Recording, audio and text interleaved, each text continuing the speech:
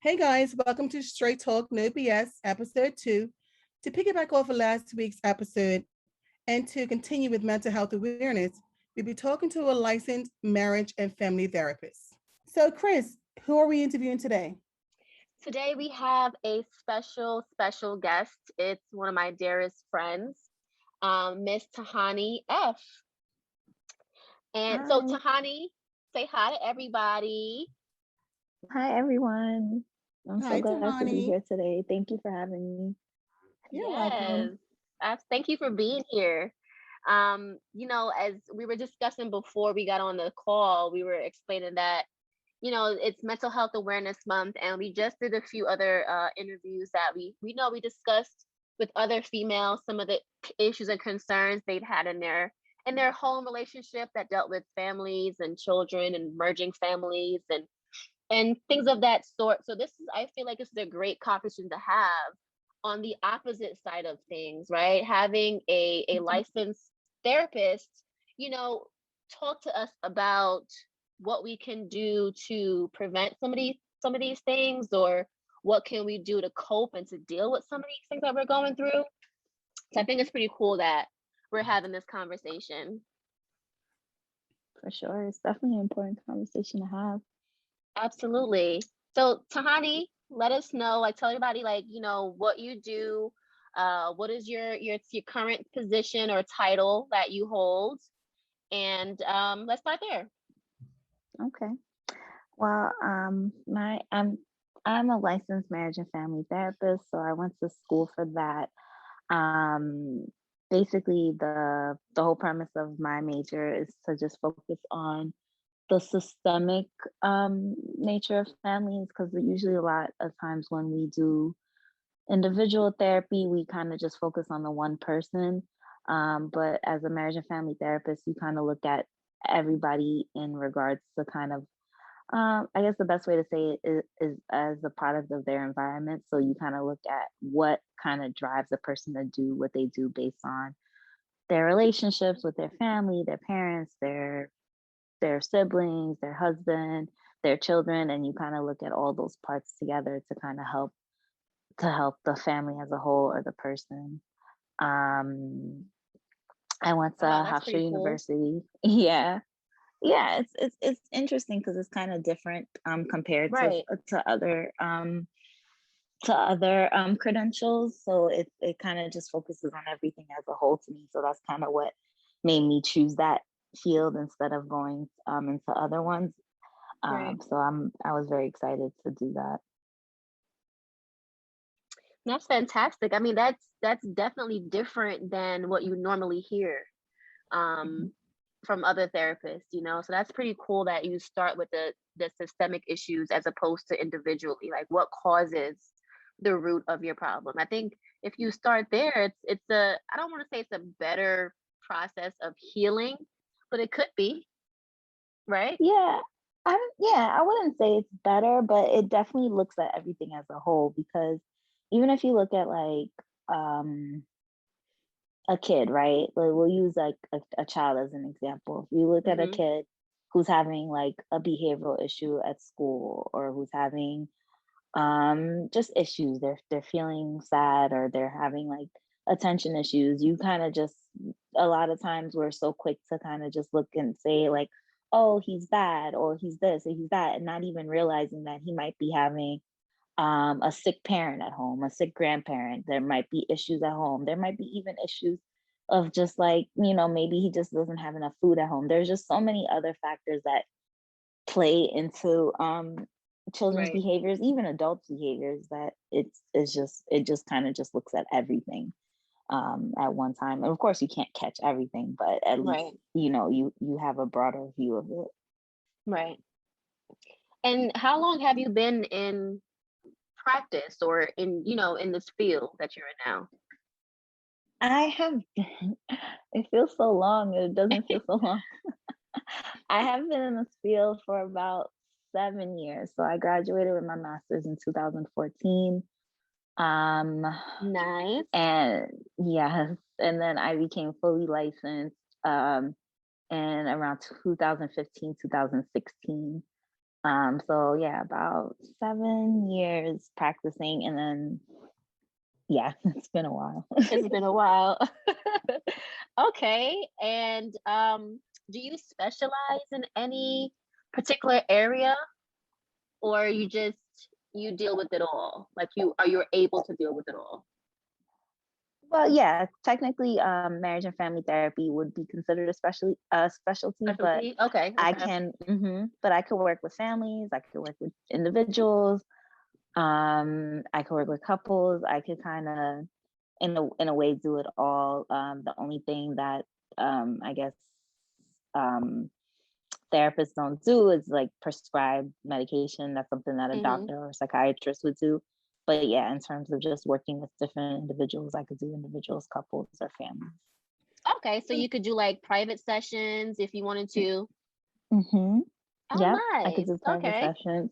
Yeah, So, honey, I have a question for you. sure. Why is it that in the school system, the teachers are not able to identify or even ask the questions if something's going on in the child's life? I mean, from my experience, from what I hear from a lot of Mm-hmm. parents, a lot of teachers, I would say, would take the shortcut and automatically assume, like you said previously, they have behavior issues. Um, Something must be going on at home, but no one, it seems like in certain areas or in certain schools, Mm-hmm. they either want to label the child or want to put them on what is it called, Ritalin, I believe, or some type of medication. Mm-hmm. ADHD medication. Right. Like, Mm-hmm. why do you think that happens? There's a couple different reasons for that. One, if you're talking about it from like the teacher standpoint, they're Mhm. not really trained to you know, every profession is trained differently at different things. So I couldn't do what a teacher does, and a teacher couldn't do what a therapist does. So that's why Mhm. there's just so many different um players in the school system. So they have the social worker, they have the school psychologist, and stuff like that. But I think it makes it hard when you know, as a teacher, you're dealing with them as an individual, right, in your classroom. So you're dealing with with this child or this person, and they're kind of just giving you these issues, or they're showing you this certain type of thing. So you're just kind of just basing it on this individual response to this child, right? They're not really taught to kind of look at it in a systemic way, like, okay, maybe, you know, certain things they are taught, like, you know, they teachers do have trainings like mandated reporter training, in which they have to be able to identify child abuse and certain things like that, and be able to call that in, because you know they are obligated, you know, by law to call if they suspect anything. So they're trained in that sense, but they're not trained to look at it from a therapeutic way. And that's why, you know, usually when a kid continues to have issues, they'll send them to the psychologist, or they'll send them to the social worker to kind of see if Hmm. they can dig a little bit deeper to Mhm. see about that. But you know, at first, you know, it's they're just kind of just seeing it for what it is at that time, and what it is this kid is acting up in my class at 12 o'clock every day, not knowing that there Right. might be something a little bit more. Or maybe they may not even care. That's a Yeah, little I was bit gonna more say like, that too. Yeah. they're there to do a job, Yeah. teach 30 kids, and you have one or two kids in the class being disruptive. It's kind of like, Hmm. get out my class type of, mood, Yeah, I it's guess. hard. Yeah, like Yeah. when you're having so many kids, and to do individual attention to one, and then you know, and then sometimes when you say about the medication, so like I said, I don't know, I don't prescribe medications, but Mhm. what happens sometimes is you know, I think kids are sometimes, I don't want to say misdiagnosed, but they're very quick to diagnose certain types of kids, right? And Mhm. that's been known to be said. You know, boys are diagnosed at a higher rate of ADHD than girls. Well, mainly because of like some of the behavioral issues that boys tend to exhibit more than girls do. So that happens, and you know, race also plays a factor into it. So it's a lot of different things that do happen in the classroom. It's just a matter of like, you know, for I always tell parents that I work with to advocate for their kids too. So, you know, if somebody is quick to give a diagnosis and you don't necessarily agree with it, you can request meetings. Um, you could request them to have a plan, because they have all these safeguards in place in school to help kids, get a proper education in the public school system. So if you feel that, if your kid is diagnosed with something, you feel that it's not something that you agree with, you can always ask for a second opinion. You could always ask them to be tested. There are different ways to kind of go about it, but sometimes, they will do it if you don't advocate for yourself or your kid. And I agree with that. I think sometimes parents are not aware that they can advocate. Sometimes some Mhm. parents may automatically assume their child does have some behavioral problems, which that's Mhm. normally not the case. But Right. Sometimes it is the case and sometimes it's not. And then a lot of times, like, kids are, especially in this era, I feel for the kids. Sometimes they're bored, sometimes they're not being challenged, sometimes it's something else that they can't even articulate, and they can't even say, like, this is what's bothering me, or I don't understand this, or I can't read this, you know. So Mm-hmm. their first reaction is to act out, because they don't know how to say it. So, it could be a multitude of things, but they don't really know how to express it because they're children. correct. Sometimes. Mhm. I know for my daughter, when she was, I want to say maybe 7 or 8, um, she was in a different school system at that time. Hmm. And out of nowhere, she used to get very emotional. She would either Mm. cry or she's angry. Um, and teachers had even had one point asked me or had suggested, there's behavioral problems. Is there something going on at home? And as a parent, I'm thinking, oh my God, what am I doing that's wrong? So Mm. now I'm self-blaming myself. But it turned out after I took her to her pediatrician, she was going through puberty early. Mm. So her hormones there was an imbalance of her hormones. And when I took her to go get examined, and when they examined her, they said, yes, she's going through early puberty and she's going to have that imbalance. Whereas had I listened to the teachers, I would have thought something's wrong with my child, Hmm. but nothing was. So it was a real eye opener for myself. Whereas had I not dived deeper or even asked the questions or did my own research, who knows what decision I would have made. There's a lot Right. of parents out there that would have taken another route and said, okay, maybe my kid does have ADHD, maybe they do have behavior issues, would have probably medicated them. Hmm. Yes, so I do agree with what you're saying. They got to dive deeper in some of these schools. They have to ask the questions. But I know from my personal experience, I went through that when she was much younger, and it Hmm. was awful. It was absolutely awful, but it was a relief to find out exactly what was going on, where it all made sense. And then she was able to get the tools that she needed at that young age to know how to cope with it. And then after that, everything was fine. Mm-hmm. So I do agree that parents do have to advocate more for their children. Don't just assume or take somebody else's word for it, and to ask questions. But Yeah, I also, and if you don't have the questions to ask, because sometimes you're faced in a situation where, for me, in my personal experience with my son, he was diagnosed with ADHD at a very young age too, because Tahani said, like, there's our boys mhm, he was a young African American boy who was just full of life, full of energy, wanted to be friends with everyone, wanted to have fun all the time, and sometimes took it too far, right?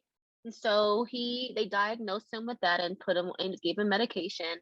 And I just didn't feel comfortable, but I did not know the questions to ask. I didn't know, so I researched, I Googled, I looked it up. I asked people around around me. I was fortunate to have a friend that was in the school system where I could just ask her for her feedback and her opinions on, what she's seen in the school system, and was able to take it from there. But it's a very scary place to be when you're a parent and you have someone who's a licensed professional give mhm. you their advice and their opinions, and you're raised or you're taught to believe these people growing up.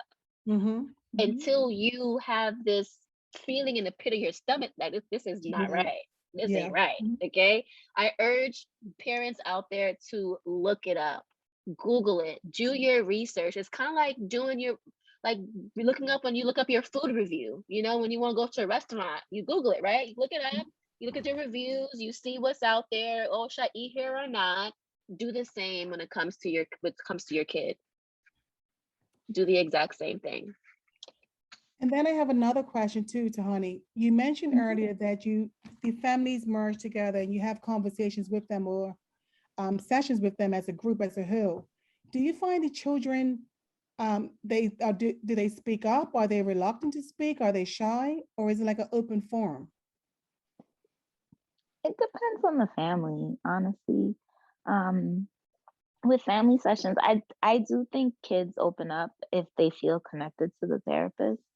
Okay. Um, sometimes it depends on the dynamics of the family. So a lot of things with family therapy, you focus on the dynamics, right? So sometimes there are kids who are kind of like, low key kind of the parents of the family, even though they're the kids, they're kind of like Mhm. running the show in a sense. So, those types of kids kind of feel a little bit more comfortable kind of opening up. But the kids who have parents that are a little bit more strict, a little bit more authoritative, they're probably a little bit shy because they're kind of used to kind of like Hmm. quote unquote being in a child's place, or not to Hmm. speak up or whatever. So it depends on how the therapist kind of approaches it. My approach is I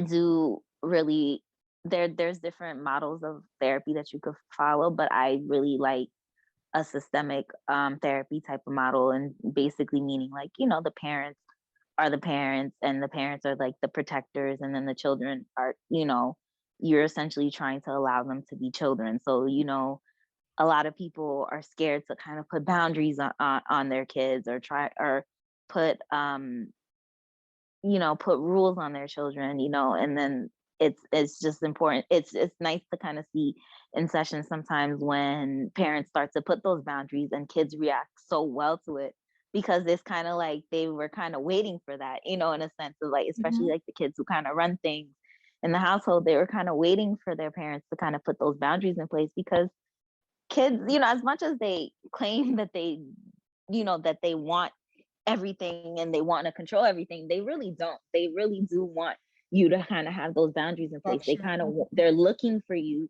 to have that structure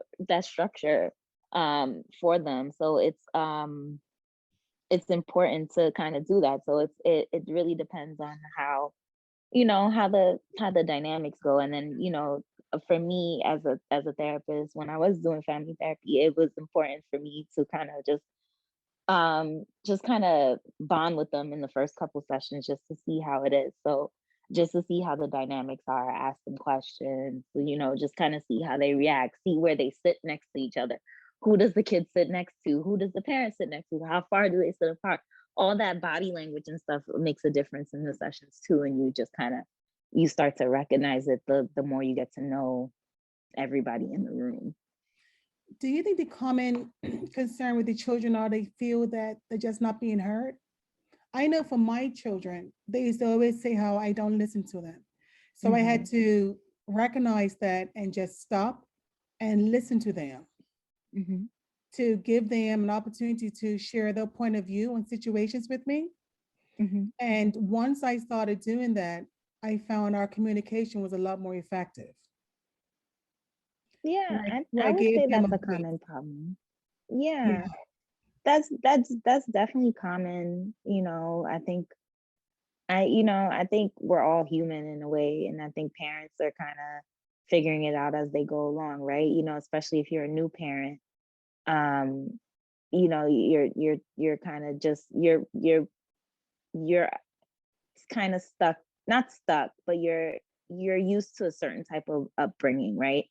So when you have kids, you're trying to kind of merge your old upbringing to the things that you say that Mm-hmm. you want to change. And so, it's easy for us to kind of just go into old ways, even though those old ways might not necessarily have worked for us, or we might have not liked it. But it's easy because like you think to yourself like, I came out fine, so like, I'm gonna do this with my kids too. And then, or certain things you might change it because like, I didn't like when my mom did this. So it's just a matter of kind of just, changing that narrative, like if you want to. So, kids often do feel unheard, and sometimes that is why they will act out. But if you have that, like you said, having that open line of communication, well, I guess my question to you is like, what differences did you see once you started having those lines of communication with her? They felt more comfortable talking to me about anything and without fear of me reacting, Yeah. where they would watch my facial expressions, my body language, and they can tell if what they're saying is either annoying me or if I'm gonna get upset. So what I had to do was allow them to talk and not show a reaction no matter what they told me. So I had to teach myself, and then I had to teach myself that even when I had questions or I had that urge to interrupt and to tell them no or give my opinion, I wouldn't. I would let them completely say what they have to say. And if I found out what they said to me might have disturbed me or I didn't agree, I would thank them for telling me how they feel. And then I would tell them how I feel. Where now we're having a dialogue between the two of us. And they trusted me even more. Where now when they talk to me about everything under the sun. And I really don't want to hear it all, but I do listen to it. I do. Some things is just, was it TMI? But I'm grateful that they're comfortable with me. Like, 'cause I'm a single parent with two kids. So it's a one parent household. And I have a son and I have a daughter. So between the two of them, it's a 4.5 year age difference. So I had to teach myself how to give my attention to my son at his age group and understand that he's going through different feelings to my daughter who is younger. So it was a learning process for me. And it was challenging in the beginning because I wasn't used to it. You had touched on something about how we were raised versus the new generation now. How I was raised was children are seen and not heard. You don't have an opinion. And with my children, I knew how that used to make me feel. So with my children, I didn't want to raise them under that same um, under that same way how I was, where children are seen, not heard, but you didn't have a voice. So I made a conscious effort to make the changes with that, and I wanted to have a better relationship with them that I had with my own parents, especially my mother. So I made a conscious effort to make sure I did that. So my question to you now is at what age is a at what age do you think is an appropriate age to give your children a voice? Like, is there a certain age, a maturity you think where they can understand? No, I don't think there's any age to start giving them a voice. I think there's different levels of appropriate time to give your children voices, especially when they're younger. you know uh, Toddler age is even a good age to start giving them a voice, start asking them their opinion, of course still within structure ways, Correct. asking Yes. them, you know asking them what they want to wear, even if you just give them a choice. If they don't want to hug a certain type of person, you know allow them to have that reaction to them, and then pay attention to that. Like there's different age appropriate ways to give them a voice, and that can start from infancy and toddlerhood, of just really just giving them choices, giving them their rights, essentially. If they don't want to hug somebody, if they don't want to talk to somebody, if Mm-hmm. they don't want to talk right now, of course within boundaries. But there's different ways to start giving them voices early on. And then I have one more question for you. At Mhm. what age is an appropriate age for you to introduce your children to maybe a new significant other, um, a new partner? Is there a right time? Um, I don't know if there's a right time. I think it's up to your comfort level and your vetting of the person. If you feel that you're comfortable having them around, you can introduce them, but I think it depends on your comfort level and how serious you are with the person, or how serious you want to take the person, because that I've heard different examples of people introducing people right away. I've heard of just kind of a more casual meet, and then they become they then it becomes a more serious meet later on. But I think it depends on your comfort level and how you want to navigate going forward with your children and the person. Okay, that makes sense because we've had many conversations, and with females, with my female friends, we have different conversations on this very topic, and with that, that's always been one of the topics that's come up. When is too soon, too soon, and before you do that, should it be a question whereas you ask your child how they feel, if they want to meet the individual. We just had this conversation, I want to say maybe about 2 weeks ago, um, on this very topic of children and children's concerns, as well as their needs. And do we give them a voice? Do we make the decisions for them? So it's interesting that you say they should have a voice. And that's why I wonder, at what age should you start allowing them to have a voice? Yeah, I think like I said, I think before it's just a matter of age appropriate ways, because Mhm. even if they have a voice, they still can still understand boundaries. They still can understand that you're still a child. You're still, we still have you, in this, we still have your back in a way of certain things. So Correct. there's certain decisions that we are going to make for you, but I'll give you a choice in this matter. Yeah, you can't decide to do this, but I'll let you pick. I'll let you pick the movie. No, you can't stay alone, but we can stay together, and you could pick the movie on Friday. That's just an example of giving them Mhm. choices, but still giving them boundaries. So there's different ways to do it. It's just a matter of just recognizing ways that you can provide them those choices and those voices, so they do feel heard, but also kind of still know that, okay, mom also still has my best interest at heart. Mhm. Which is so. Let's talk about generation trauma. With generation trauma, do you feel also that's another cause when we've experienced, as the adults have experienced, like some type of trauma in their childhood? Do you think it's something that also carries on to when they have their own children and they may not even realize it? Do you have cases like that or situations like that? Did you see? Yeah, that does happen. So there are different types of studies on it. So there's something called adverse childhood experiences, Mm-hmm. and it just basically talks about experiences that you have as a child affecting you long terms in different types of ways. So generational trauma is something that does happen. You do carry on that stuff if you don't address it, and sometimes it does repeat itself if you don't recognize it. And sometimes it's unintentional, sometimes it's subconscious. But all your childhood all your childhood experiences affect you somehow, some way. And it doesn't even have to be anything majorly traumatic. It could be something as it could be something that you don't even kind of think about, like falling off a bike, but that's a childhood experience that you had, and somehow it affects you somehow. So it just affects everybody differently, but you do carry on that stuff with you. And um and it can affect how you parent. It can affect how you deal with things. It can affect your intimate relationships.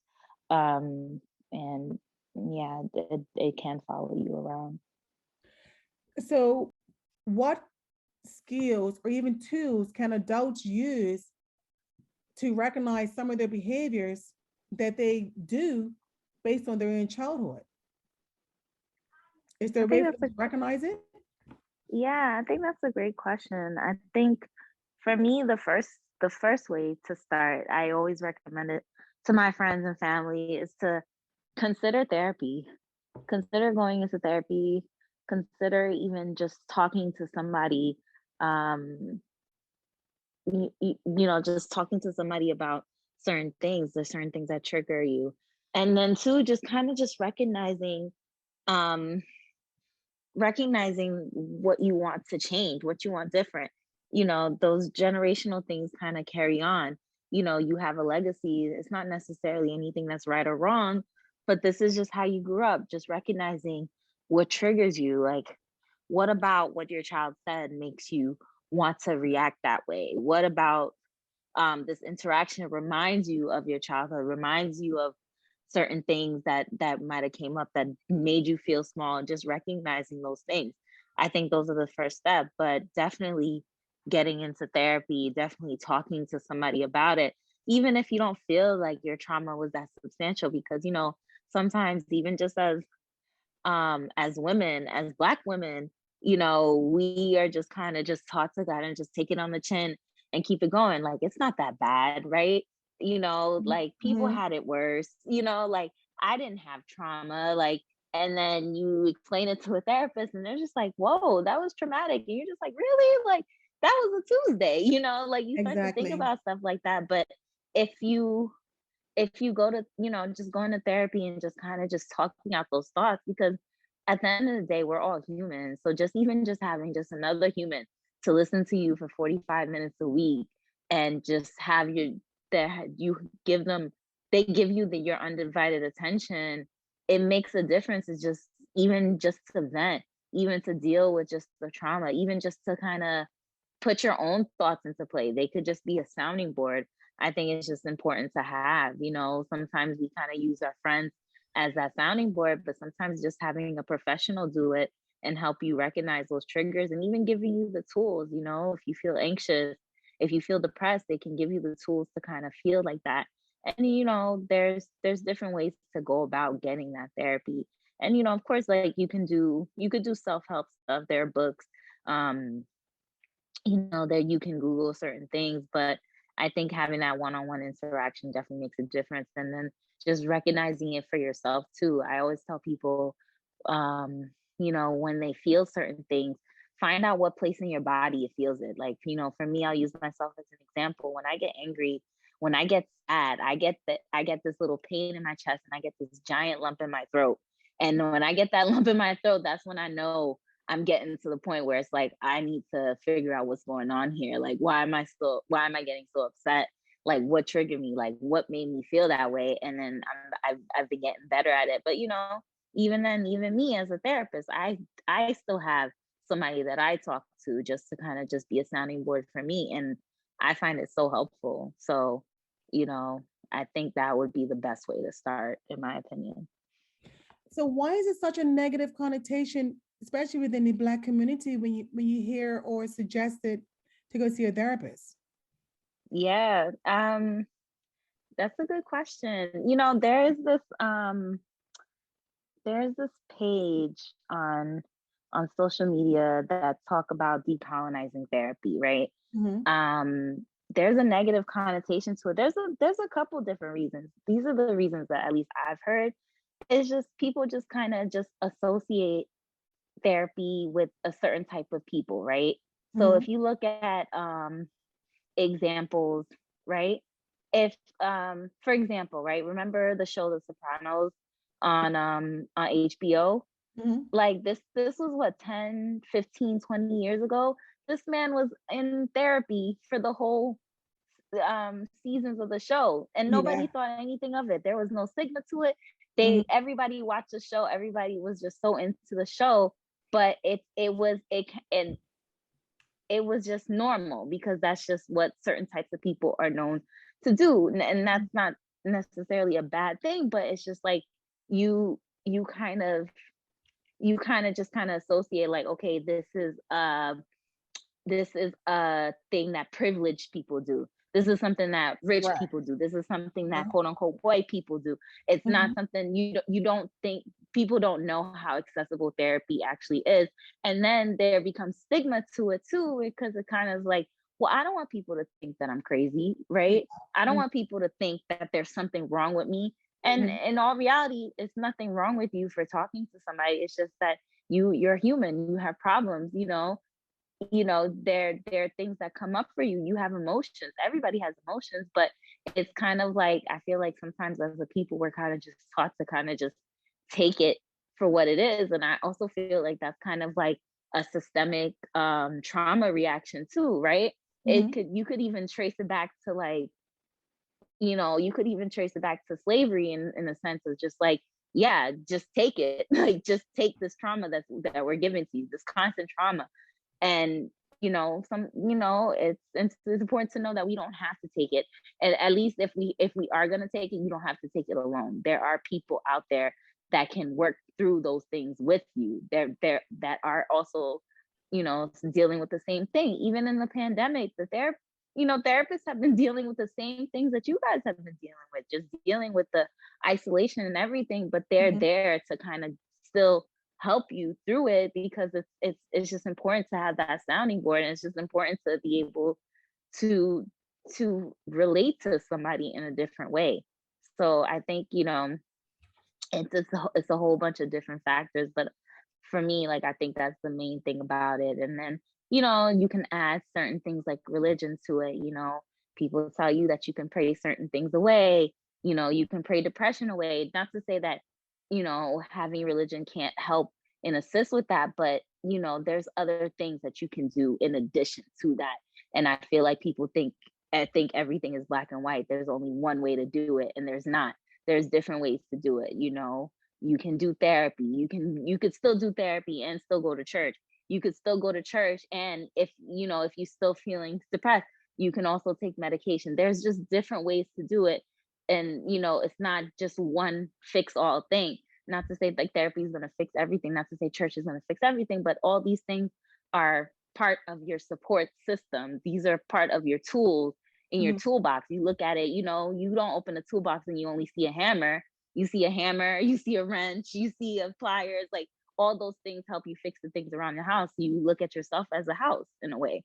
So like all those things kind of just play into it. So, you know, I think the hardest part about everything is just starting and getting rid of that stigma of just knowing that if you go to therapy, if you seek help, if you ask for help, it doesn't make you weak. It doesn't make you Yes, less exactly. capable. Mhm. It actually makes you stronger to be able to open this vulnerable side of yourself to essentially a complete stranger. Like once you start to Right. get to know them, yes, they become more familiar, but you're opening yourself to the stranger, and you're expecting them to help you, or you're expecting them to guide you to get that help to yourself. So it's important to just kind of unstigmatize it, and in a way decolonize it. Black people, it's okay to be in therapy. It's okay to go. It's And okay to it's seek true. help.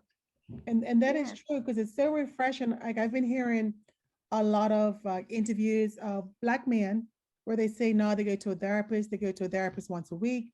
Where I'm Mhm. thinking, well, now maybe five to 8 years ago, you would never hear, especially a Black man say, I'm going to a therapist. No, it's so Mhm. refreshing to hear, I'm going to my therapist. I'm glad I'm going to my therapist, and even encouraging other Black men to go talk to somebody. Where now it's becoming, I don't want to say popular, but now it's becoming more comfortable. It's Yeah. comfortable, which I like that. One of the biggest things that I've heard is that there are a lot of men, Black men, that still refuse to go to a therapist that do need help, and they don't see how their actions are affecting people around them. Um, so how do you communicate that to them without one them either erupting or again offended? Like how can you, or what's the proper way to advise someone, or even say, hey, do you want to go to see a therapist? We can go together or go by yourself. How can that conversation be introduced? I mean, I think, introducing in a way of just asking to come with you're talking about in terms of like Like in, being in a couple, well, right? being as in a couple or even a Hmm. relationship or even just a friend, someone you may Hmm. genuinely care about. How do you introduce that conversation to them where you're not offending them? But why they be male or female? I Where you mean, don't offend them. yeah, that's a hard conversation to have because even as a therapist, I've had that conversation with close friends. Mm-hmm. And, it's hard for me not to get offended when I tell them, like, hey, maybe you should think about talking to somebody. And they're like, I don't need to talk to anybody. I'm just like, oh, well, forget my profession, right? Like, what do you Yeah, mean? yeah. So, but you can't really control other people's reaction. You could Yeah. only control kind of your intentions behind it, right? So Mm-hmm. if you're coming to somebody with a good intention of really saying like, I think this would be helpful for you. Have you ever, even if, let's say, for example, somebody's venting to you, they're giving you something and it sounds, bad, or it sounds like they're really going through it and you don't really know how to help them. Be like, like, I'm here for you, but like, I don't really, this sounds like a lot. This sounds like you're dealing with a lot. Have you ever thought about talking to somebody about it? And then, their reaction might be, yeah, but I'm talking to you. Like, yeah, no, I'm always here to listen to you. But, this sounds heavy. Like, how are you handling this every day? Maybe talking to somebody like a little bit more, somebody professional might help you, deal with this a little bit more. They might not listen to you right away, but at least you suggested it. I've had a friend that I've suggested therapy to, and I said, like, maybe you could talk to somebody about it. And they're like, well, but I don't know where to go. And I just sent her like a few referrals in her area. I was like, well, this person takes your insurance, this person, this person, this person. Mm-hmm. And that was my way of doing it. And I just left it alone. Like, if she called, then she would tell me that she called or not. Like, I think I followed up maybe one other time and I was just like, oh, did you call? She's like, no, I'm going to call later. And then I just left it alone, Yeah. and that just to kind of just put it out there and suggest it, and just not just be too pushy about it, just kind of just let it be like, like, hey, I think this might be good for you. I think this might be helpful. Maybe you should check it out, because no, it's not going to work if they feel forced into it. They have to want to do it. They have to be willing to do it. And, they have to take the steps by themselves. You can't take the steps for them. So that would be the way I would start. But again, everybody reacts different, and everybody has their own thoughts about it and their own stigmas about it. So, just because you suggest it doesn't mean that they have to go, and doesn't mean that they're gonna want to go. But at least you're putting it out there, and then the fact that it's so accessible and it's so talked about now, it makes things a little bit easier to Yeah, it does. destigmatize it for them. Mm-hmm. Mm-hmm. Exactly. Well, I've really, really enjoyed our conversation. I Me mean, too. yeah, it Me covered a lot. three. No, I did. It's really it's been an eye opener because one, I did not know that there was a marriage and family therapist. Like I did not know that. I always thought it was either you go to the therapist where it's one on one, or maybe then after you do your one on one, then the therapist would bring in a family member or something like that. Then you have that, conversation, or you have your group sessions like AA or something like that. I did not Yeah. know that there was a marriage and family therapist. I didn't know. There are so many types of therapists. There are marriage and family therapists. There are licensed clinical social workers, licensed master social workers, licensed mental health counselors. There are creative art therapists. There are art therapists. There are so many different types of therapy in under this umbrella. There are Mhm. psychologists. There's psychiatrists, which are doctors. There's just so many different ways that you can go about this. It's just a matter of finding like if this is a specialty, or even if you're not looking for a specialty, if this is a person that you feel aligns with your values. There's just so many options out there. And I think people don't know that there's so many options. I didn't know. I always thought of you have your psychiatrist, your psychologist, your therapist, but I didn't know how in depth it goes. I really didn't know until now. So I appreciate the fact that you've even introduced that to me. I had no idea. I just heard of like what most people hear of, you got psychiatrist, psychologist, you got your therapist. Um, and when you hear of those three primarily, the stigma is negative. Psychiatrist, you're crazy. Therapist means you're about to be crazy. Or psychologist, something's wrong with you. So that's where people would think of that. I did not know there was such a huge realm of it. I didn't know. The umbrella is huge. I didn't know. I am going to research it though. Now that I'm aware, I'm going to check into that because I'm curious now. I'm definitely curious. I didn't know either. But so honey, can you share with our audience like some of the places they can go to maybe research this information or to find a therapist that they want or any information you could share? Yeah, I mean there are a few online directories online to find therapists. If you're looking for a therapist of color, a very popular one is Therapy for Black Girls. There's another directory, Clinicians of Color, that has a directory of clinicians. There's a broader one called Psychology Today, where you can find a list of therapy and you could kind of just sort them by like the insurance that they take or in your area. You can Google therapists in my area, and you could put your zip code. There are different ways. And yeah, those are like the main ones, but I would start with a directory. You can also go through your insurance company. You can also go through your employer. So you can go through your insurance company, see if there's any providers in network. A lot of times, people do complain that they're not, certain types of therapists that they're looking for are not always in network. So you could go through your employer. There's something called employee assistance programs, and most employers have it. And for the most part, they'll give you 6 sessions free of charge through the EAP program, and that'll be a licensed therapist as well, and they will just help you deal with whatever you're going through for the 6 sessions. If you feel like you need more than 6 sessions, you could always call the EAP and they can extend it, or you could start seeing that therapist going forward. So there's different options. And then of course, if you don't do that, they have clinics out there.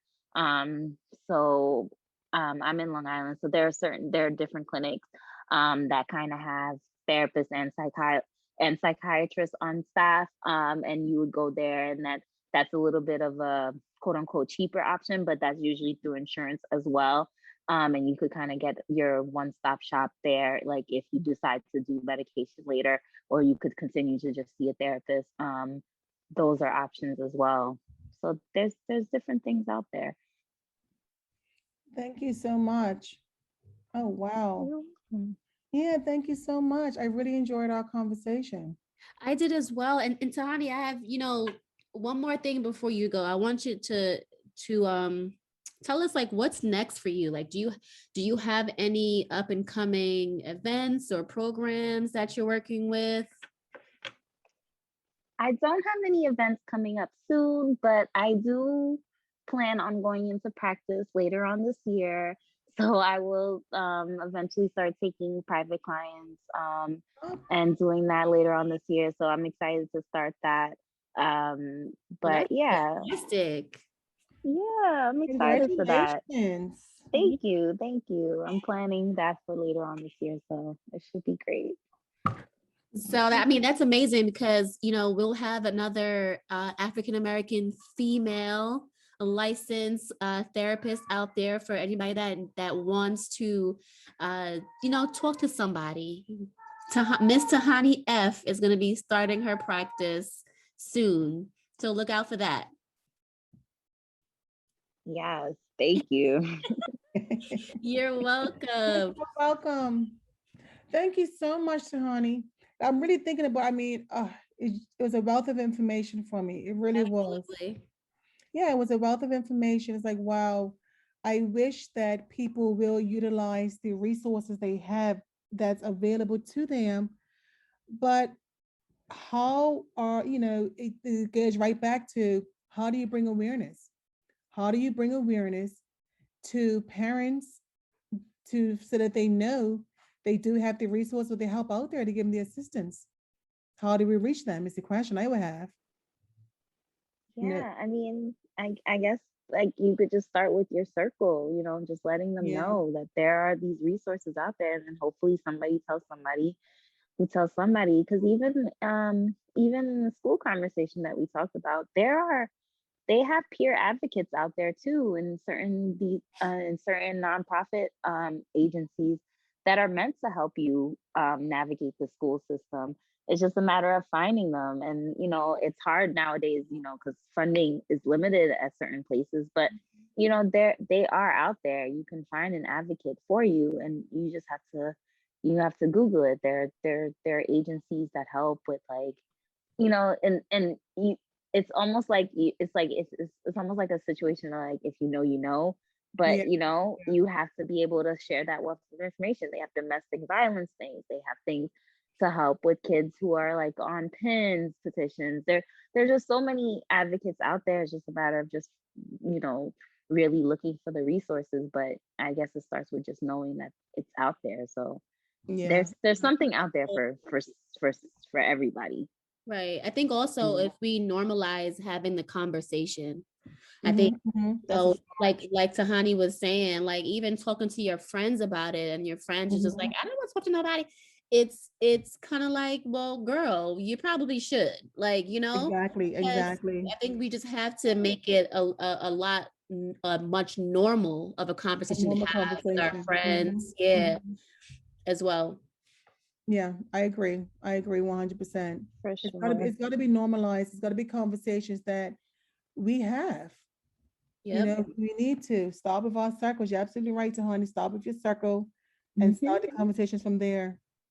Yeah. Yep. Start there and then let it bloom, hopefully.